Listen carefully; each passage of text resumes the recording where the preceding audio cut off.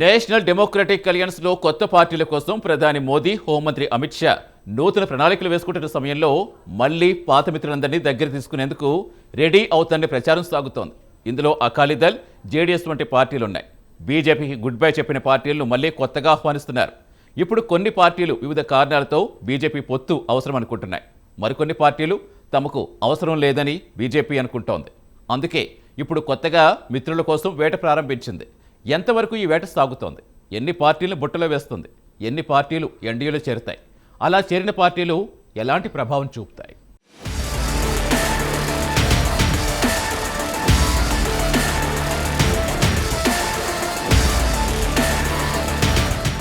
NDA కూటమి దేశాన్ని పాలిస్తోంది. అందుకే ఎప్పుడు బీజేపీ నేతలు బీజేపీ ప్రభుత్వం అని చెప్పుకోరు. కేవలం నరేంద్ర మోదీ ప్రభుత్వం అని చెప్పుకుంటారు. కాంగ్రెస్ పార్టీ ప్రభ క్రమంగా మసకబారిన తర్వాత సంకీర్ణ రాజకీయాల శకం వచ్చింది. వాస్తవానికి 90లోనే కూటముల రాజకీయాలు ప్రారంభమయ్యాయి. ఈ క్రమంలో కాంగ్రెస్ నేతృత్వంలోని యూపీఏ, బీజేపీ నేతృత్వంలోని ఎన్డీఏ ఏర్పాటయ్యాయి. బీజేపీకి గత 2 విడతలుగా సంపూర్ణ మెజారిటీ రావడంతో ఇతర పార్టీల పేర్లు వినిపించలేదు, కనిపించలేదు కూడా. ఇప్పుడు ఉన్నవన్నీ కూటమితో సఖ్యతతో ఉండే పార్టీలే. ఇతర పార్టీలు ఇప్పటికే బయటకు వెళ్లిపోవడం జరిగాయి. అందుకే ఎన్డీఏలో పార్టీల సంఖ్య కూడా తగ్గిపోతూ వస్తోంది. ఒకప్పుడు ఎన్డీఏలో బీజేపీ తర్వాత ఆ పార్టీతో సుదీర్ఘ అనుబంధం ఉన్న పార్టీలు ఎన్డీఏలో ఉండేవి. పంజాబ్లో అకాలీదళ్, మహారాష్ట్రలో శివసేన, అన్నాడీఎంకే, లోక్ జనశక్తి ఉండేవి. అయితే ఇప్పుడు బీజేపీతో జట్టులో ఉన్న ఇతర పార్టీలు ఏవీ ఆ పార్టీతో సుదీర్ఘంగా నడుస్తున్నవి కావు. ప్రస్తుతం ఎన్డీఏలో బీజేపీ తర్వాత ఉన్న పార్టీ శివసేన చీలిక గ్రూపు మాత్రమే. 12 మంది శివసేన ఎంపీలు విడిగా ఏర్పడి ఎన్డీఏలో భాగమయ్యారు. దాదాపు 25 ఏళ్ల పాటు బీజేపీకి నమ్మకమైన మిత్రపక్షంగా ఉన్న శివసేన బీజేపీ ధాటికి కకావికలం అయిపోయింది. శివసేన మాత్రమే కాదు, అకాలీదళ్ది అదే పరిస్థితి. వ్యవసాయ చట్టాలకు వ్యతిరేకంగా ఎన్డీఏకు గుడ్ బై చెప్పింది. కానీ ఆ పార్టీ మెరుగుపడలేదు. అన్నాడీఎంకే కూడా బీజేపీ రాజకీయ చదరంగంలో చిక్కుకుని విలవిల్లాడుతోంది. ఇక రామ్ విలాస్ పాస్వాన్ చనిపోయాక ఆయన పార్టీ లోక్ జనశక్తి చిన్నాభిన్నమైంది. ఆయన కుమారుణ్ణి బాబాయిను విడదీసి బాబాయిను బీజేపీ హక్కున చేర్చుకుంది. ఇప్పుడు ఆ పార్టీకి ఉనికి కష్టంగా మారింది.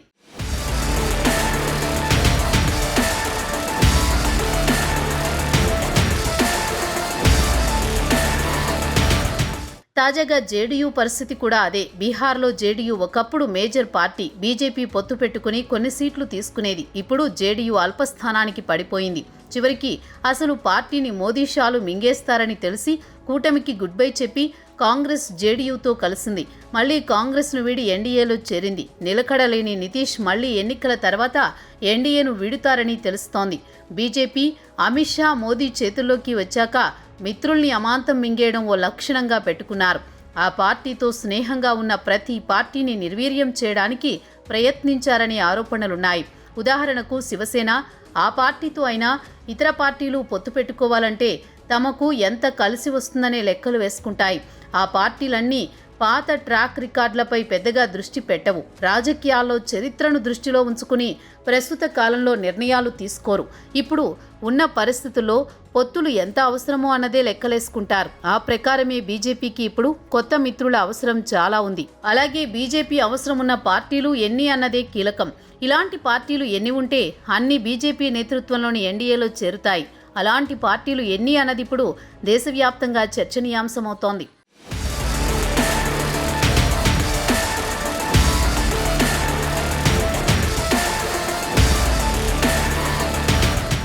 రెండు 2024 లోక్సభ ఎన్నికల అనంతరం బీజేపీకి వ్యతిరేకంగా బలమైన కూటమిని ఏర్పాటు చేసుకోవాలని విపక్ష పార్టీలు ప్రయత్నిస్తున్నాయి. ఈ క్రమంలో ఎన్డీఏలో శక్తిని పెంచుకునేందుకు బీజేపీ కొత్త పొత్తులు పెట్టుకోవాలని చూస్తోంది. బీజేపీకి ప్రస్తుతం పూర్తి మెజారిటీ ఉంది.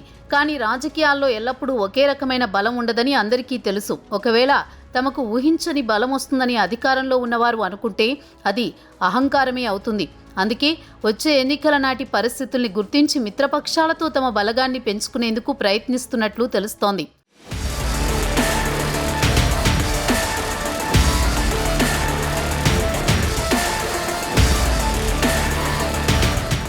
రెండు 2024 సార్వత్రిక ఎన్నికలలో విజయఢంకా మోగించేందుకు మోదీ, షా ద్వయం విశ్వ ప్రయత్నాలు చేయాల్సి వచ్చింది. సుదీర్ఘకాలం అధికారంలో ఉండడంతో ప్రభుత్వ వ్యతిరేకత చాప కింద నీరులా విస్తరిస్తోంది. కొన్ని ప్రాంతాల్లో మినహా ఎక్కడా పరిస్థితులు అనుకూలంగా లేవన్న అభిప్రాయం వినిపిస్తోంది. సామాన్యుల బతుకు భారమవడం, నిరుద్యోగంపై యువతలో ఆగ్రహం ఉండడం, జీవన వ్యయం పెరగడం బీజేపీకి ప్రతికూలంగా మారుతోంది. 100% ఫలితాలు సాధించిన హిందీ రాష్ట్రాల్లోనే బీజేపీకి వ్యతిరేకత వ్యక్తమయ్యే అవకాశం ఉందట. ఉత్తరప్రదేశ్లో అధికారం నిలబెట్టుకోగలిగిన 2014 స్థాయి ఆదరణ లేదు. తగ్గిపోతున్న సీట్లన్నింటినీ భర్తీ చేసుకోవాలంటే బీజేపీకి ఉన్న ఒకే ఒక్క మార్గం మిత్రపక్షాలను సాధించుకోవడం. తెలుగుదేశం, అకాలీదళ్, నితీష్ పార్టీ పలు పార్టీలను ఎన్డీఏలో భాగం చేస్తే పాత కొత్త మిత్రుల కలయికతో కూటమి బలం యథాతథంగానే ఉందనిపించుకునేందుకు బీజేపీ ప్రయత్నిస్తోంది.